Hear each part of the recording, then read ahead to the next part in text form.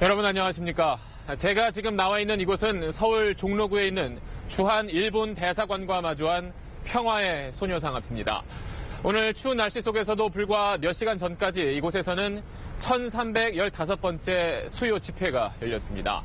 2년 전 한일 위안부 합의가 이루어졌지만 그 합의 이후 논란과 답답함은 더 커졌습니다. 일본 정부는 제 뒤에 있는 이 소녀상을 언제 옮길 거냐고 빗독촉하듯 따지기까지 했습니다. 당시 저희 SBS 역시 합의 내용의 문제점을 비판하고 또 철저히 검증하기보다는 이 이상의 합의는 없다는 식의 정부 발표를 전하는 데 그쳤고 결과적으로 피해 당사자인 위안부 할머니들의 입장에서 판단하고 보도하지 못했습니다. 그 책임을 느끼면서 이곳에서 오늘 8시 뉴스 전해드리겠습니다. 자, 한일 위안부 합의를 검증하는 31쪽짜리 보고서가 오늘 나왔습니다. 이면 합의는 없었다는 박근혜 정부 발표와 달리 비공개 합의문이 따로 있었습니다.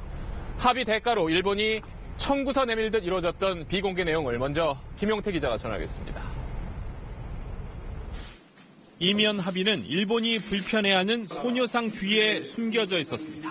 2015년 공개한 합의문에서 우리 정부는 주한 일본 대사관 앞 소녀상에 대해 적절히 해결되도록 노력한다고 명시했습니다. 하지만 일본의 요구로 비공개로 만든 문건이 따로 있었습니다. 일본 측은 주한 일본 대사관 앞 소녀상을 어떻게 이전할 것인지 구체적인 한국 정부의 계획을 묻고 싶다고 했고 이 질문의 답이 적절히 해결되도록 노력한다였습니다. 즉 소녀상 이전 필요에 대해선 양국이 공감대를 이룬 듯이 읽힙니다.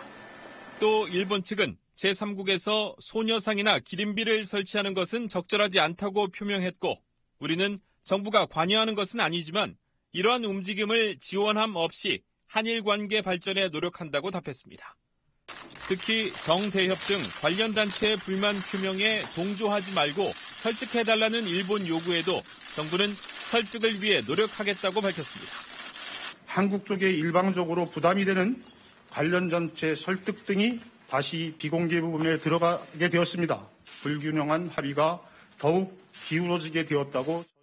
일본 측이 성노예란 표현을 사용하지 말 것을 희망하자 우리 정부는 공식 명칭은 일본군 위안부 피해자뿐이라고 답하면서 사실상 요구를 수용한 것도 비공개 합의문에서 확인됐습니다. SBS 김용태입니다.